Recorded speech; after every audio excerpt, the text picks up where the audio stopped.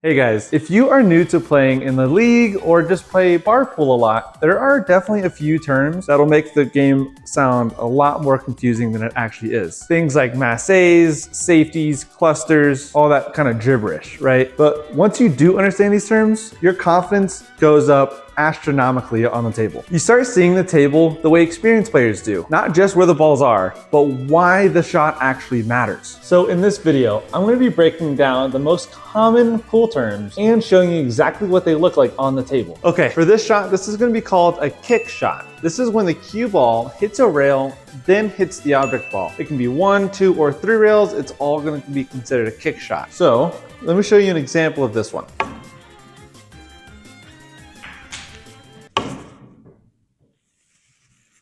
Oh man, that would have been nice if I got them both in one shot. Maybe. There we go. And for this shot, this is called a bank shot. So it's the exact opposite of a kick shot, where a bank shot, you actually hit the object ball first into the rail and then into a pocket. Let me go ahead and show you guys this one. Definitely got a little bit of help from a friend, but still shape on the 8, right?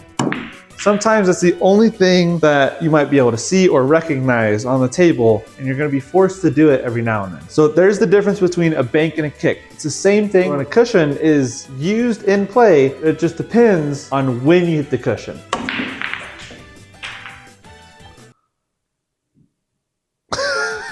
This shot is called a carom shot. It can be used in 2 different ways. The way I'm going to show you is when the cue ball hits the object ball, it hits another one, and the one that you hit first still goes into the pocket, right? So that's the carom. The cue ball hits the one ball, it bounces off of another and then goes straight into the pocket. This pocket is completely blocked off by stripes, but I can actually use a stripe to my advantage and still get it into the pocket.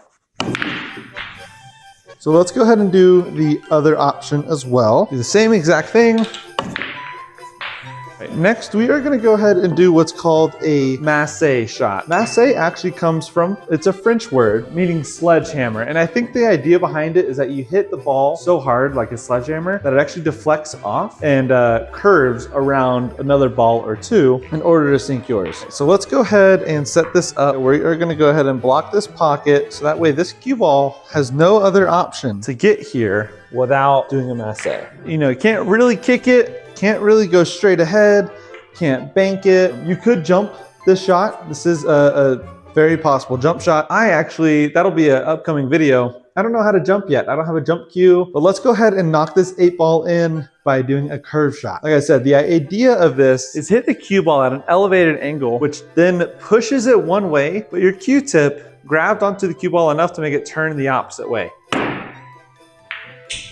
Okay. Our next term that we're going to go over is called a cluster. A cluster is a group of balls that cannot be made easily into another pocket without having to essentially break the balls out and break them away. It is always best to get rid of your clusters and your problem balls as early as you can in the game. Let's just say we just broke. It's my first shot at the table, and I really like the way solids are set up, except for these problem balls here. So I need to go ahead and break those out, break that cluster out, in order for me to go ahead and continue my run.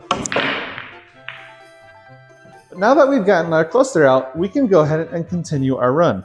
The next shot we're going to talk about now is what's called a frozen shot. It's when the cue ball or an object ball is touching another one or the rail itself. So it can be frozen to the rail. It just means when it's actually touching, when there's not a gap between the 2. This has become a little bit of a controversy in how to legally hit these. So it does differ between leagues. So just understand how your league works. The best bet as well is to just understand how the cue ball is going to react and like cue ball physics. The next one we're going to go ahead and talk about is going ahead and getting shape on the ball or getting position on a ball. That one is not as easily understandable, but the idea of getting shape is cue ball control that will leave you in a good position for your next shot. So you want to make sure you go ahead and get shape off the rail, or make sure you draw the cue ball backwards to get shape on the 8 in the far corner, right? Like that's how you're going to really see it. So let's go ahead and get shape on this 12 ball. Now that we're here, let's go ahead and get shape on the 14 ball next.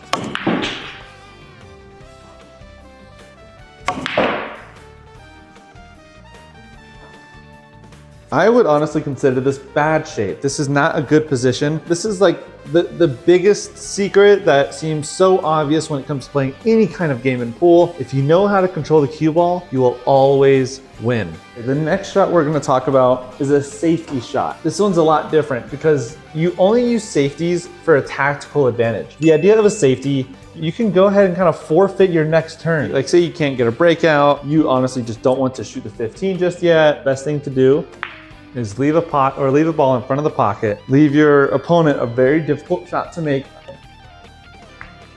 It's specifically for a tactical advantage to either give you ball in hand. It can definitely come in very useful when the time is needed. The next shot we're going to talk about is going to be ball in hand. Ball in hand can come at any time in the game, and what it means is your opponent either does a table scratch by hitting a ball but not hitting a pocket afterwards, or he just goes ahead and goes straight into the actual pocket itself with the cue ball. Usually I've seen people go like this, or like they grab. What this means is go ahead and grab the cue ball, you have ball in hand. This gives you a huge advantage and the opportunity to go ahead and clear out the table by being able to set the cue ball wherever you want it. Let me go ahead and show you what that actually entails. I'm gonna go ahead and shoot the one, do a table scratch. Oh my goodness, I didn't make anything, nothing hit a rail after contact. I have ball in hand. So now I can go ahead and place it and get my problem ball out of the way first thing.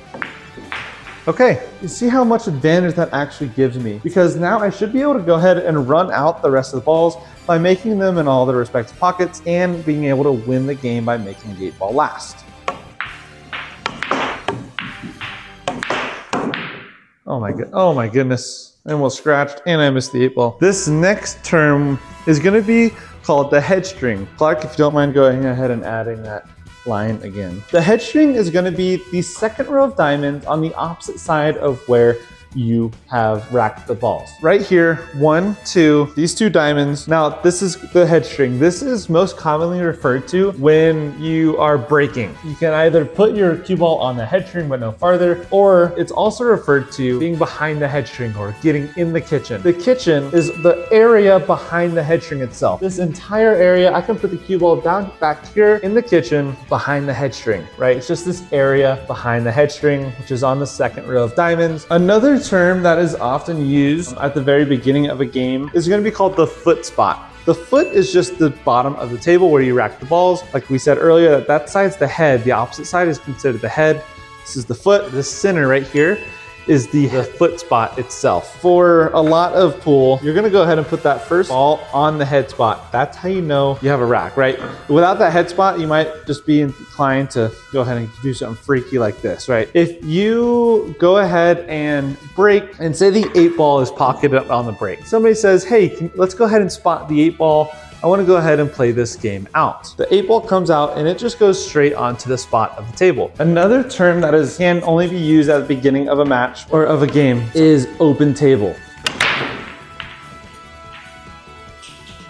Now that I've made both of each suit or a group, it's still considered open table. This just means nobody's been assigned stripes or solids. It's still an open table, open invitation to take whatever you want. Let's go ahead and move into the next one, which is considered an ERO or a TRO. Now that I have broken the balls, broken the rack, there's balls everywhere. If I was to go ahead and make every single stripe without missing and making the 8-ball, that's considered a break and run.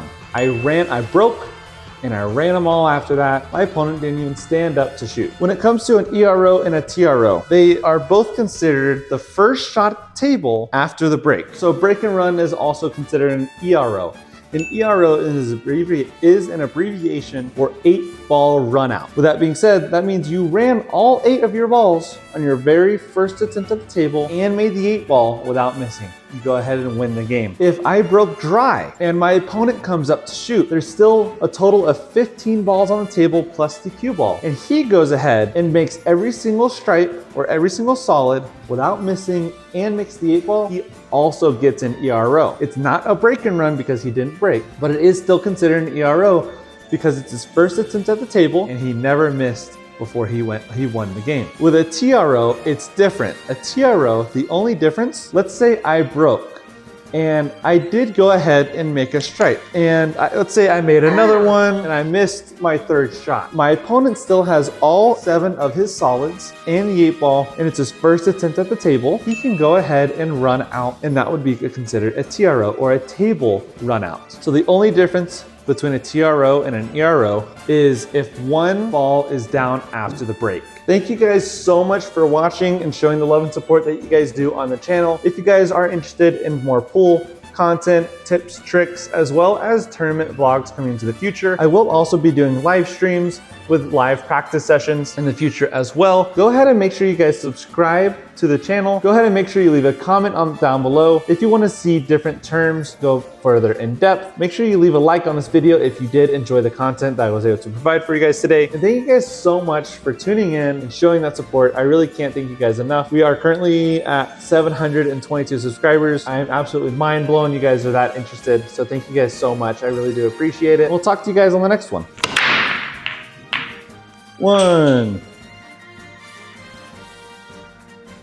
That's honestly a really good spread. Let's go ahead and see if we can get a break and run while we're at it.